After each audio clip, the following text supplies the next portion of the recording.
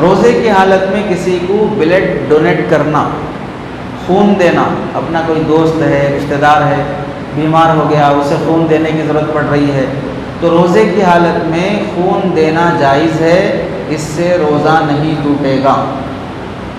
لیکن خون دینے کے بعد آدمی کمزور ہو جاتا تو جہاں بلڈ ڈونیٹ کرنے کی جو بینک آپ جاتے، وہاں بلڈ لینے کے بعد آپ کو جوس پلاتے، گھر تک صحیح سلامت پہنچنا بولتے، نہیں تو ان کا خون لے لیا کوئی بول کے پریشان ہو جاتے۔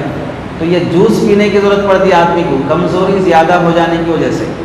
تو اگر خون دینے کے بعد اتنی کمزوری ہو گئی کہ اسے جوس پلانا پڑ رہا، کھلانا پڑ رہا، تو روزے کو توڑنے کی نوبت تک لا لینا یہ اچھا نہیں ہے۔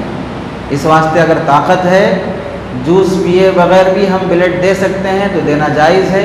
دینے کے بعد ہم خود روزہ توڑ دینے کی نوبت کو پہنچ جاتے بولے تو پھر بلڈ روزے کی حالت میں نہ دیں، افطار کے بعد ڈونیٹ کرنا چاہیں تو کر سکتے ہیں۔